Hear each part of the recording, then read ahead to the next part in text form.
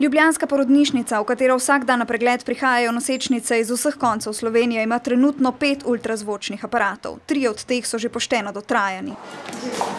Ginekologinja Nataša Tulmandič nam pokaže aparat, ki bi ga nujno morali zamenjati z novim.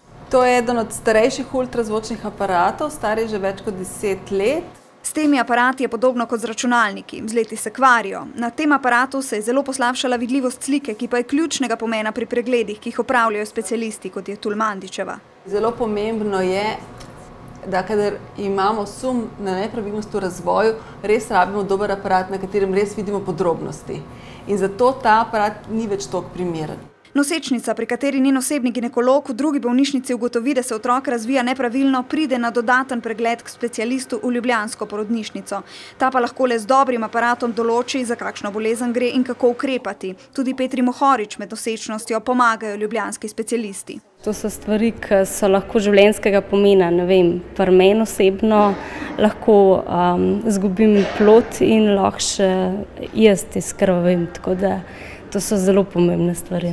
Ljubljanski ginekologi so se v podobni zagati kot zdaj znašli že večkrat. To sprejemnico so opremili s pomočjo donacij. Veliko prostega časa in truda smo pa tudi same babice vložile v to. Tudi nekaj sten so v porodnišnici pomagali prepleskati donatorji. Tulmandičeva upa, da bo porodnišnica s pomočjo donatorjev stari aparat lahko zamenjala z novim, kot je ta, s katerim otroka lahko vidi veliko bolje. Zdrav plod, odpira usta, lepo zeha, pije plodovnico. Malo se je pretegnil, pokazal roko. Donacije za porodnišnico zbira neprofitno ultrazvočno društvo in ko se bo na ta tekoči račun steklo najmanj 80 tisočakov, bo društvo ljubljanski porodnišnici kupilo in podarilo nov ultrazvočni aparat.